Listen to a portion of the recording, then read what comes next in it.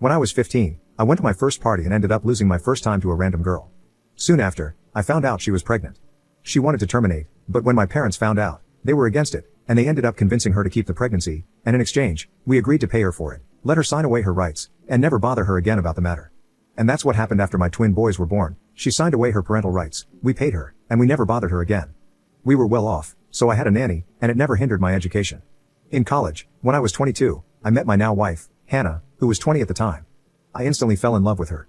She was beautiful, very smart, and oddly skilled with knives. She was caring, and after some time into our relationship, I told her I had kids, and she was fine with it. Later in our relationship, she met the boys, and they quickly fell in love with each other. We got married at 25 and 23, and she moved in. The boys loved and cared for her. They would nap with her, and even during her periods when she experienced bad cramps, they took turns taking care of her.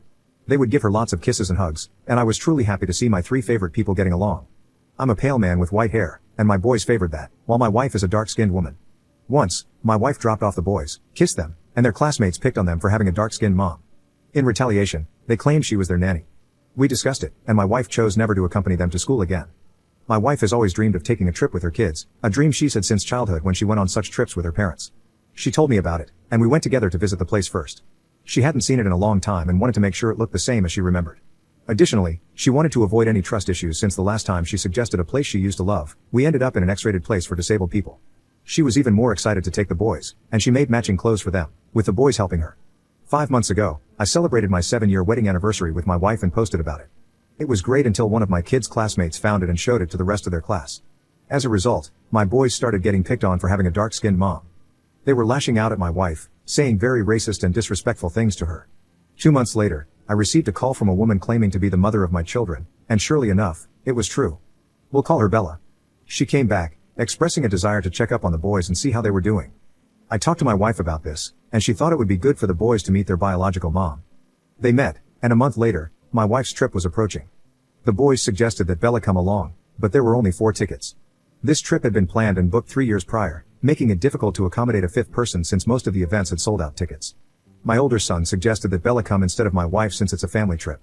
My wife started to beg and plead with them, stating that they had been planning this trip for a long time, and it was supposed to be their trip. I told the boys that Bella would not be going on this trip. The next day, I went on a business trip for 2 days. While I was away, there was a party that the boys asked to attend, but I had explicitly said no, and instructed my wife not to let them go either. Despite my instructions, the boys attempted to go, and when my wife reminded them of what I said, they told her she wasn't their mother and to stop acting like it. I reiterated that it was an order, and she couldn't let them go. The boys blamed her for their biological mom not being able to go on the trip, and long story short, one of my boys slapped her. I came home on Saturday morning, as I always do because everyone is usually home, and they all wake up early to greet me. My wife would typically be making something delicious with loud music playing, and my boys would be arguing over something before running to hug me.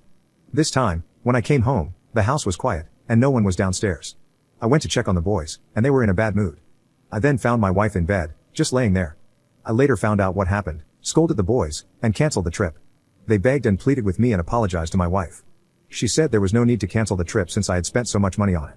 So, I suggested she go with Bella and the boys. She pointed out some safety concerns since we don't know Bella very well, and she's not exactly strong, so she forced me to go. While on the trip, I called her a lot, but she preferred to text. A week later, we got back and noticed the plants were dry, even though my wife prides herself on her garden. The inside looked exactly as it was when we left. I checked our house alarm system and noticed the door hadn't been opened since it closed when we left. I found my wife lying in her sewing room with all of my drinks, even though she was previously not a drinker. I also noticed all of the clothes she made for the trip had been cut apart. She continued not to speak or move for the next 2 days, so I had to bathe her, but she wouldn't take any food. After some time, she started to eat and held me back when I would hug her, and we finally talked. I apologized for everything that had happened, and she accepted my apology and forgave the boys. I noticed that in the 2 days that followed, she didn't really speak to the boys like she used to.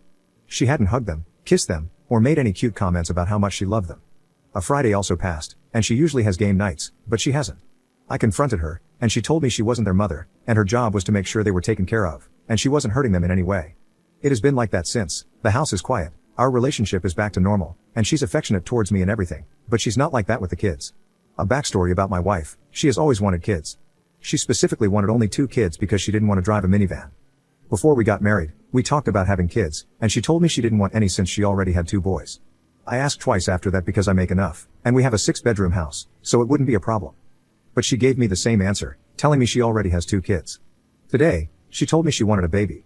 I feel if I do agree, she will completely let go of the kids we have now. How should I go about this? Update 1. I followed the advice that everyone suggested. Here's an explanation that I didn't have before. Last school year, the boys took a trip to DC where they stayed with their friend whose uncle was dating Bella. They talked, and Bella told them how she had been looking for them, missed them, and so on. Everything was going well. They were telling her about their lives and how they live, basically sharing how well off we were. Then they mentioned my wife, and she told me how she was happy for my wife, but that she had always loved me this entire time. It's important to note that we didn't even know each other's names until my parents were involved, so discovering this was just odd. She basically told them how she has been trying to fix our relationship, but I moved on, and I guess this is where the hate towards my wife started. I arranged a meeting with Bella and the boys, and asked Bella in front of them if she wanted custody. She went on a long rant about how she doesn't have any money and wouldn't want the boys to change their lifestyles living with her. As much as I didn't want to, I showed the boys the contract she signed and told them how she wanted to get rid of them, and that we had to pay her to keep the pregnancy. I told her that since she wanted to be in the boys' lives, I wouldn't mind it, but we could have split custody, and I wouldn't pay her any child support, and the boys are being cut off financially until they can earn it, so she won't have access to my money. She agreed in front of the boys and left, saying the boys can come stay with her in DC. We haven't heard from her since, and we later found out that she's blocked both me and the boys on everything. Both boys will be going into therapy to address their issues with bullying and this entire situation, something I should have done a long time ago, I know. My wife said she doesn't hate me or the boys, but that trip is still something she wants to do with her kids. She still loves the boys and has told me how sad she feels when she sees them trying to call Bella. I know that right now, they just want to be held by her, but I don't think that's something my wife wants to do, and I'm certainly not going to make her. I'm sending her to Florida for the moment, so she can be away from this, and we can get therapy. Hopefully, when she's back, she will feel a difference, and we can move on from this for something better.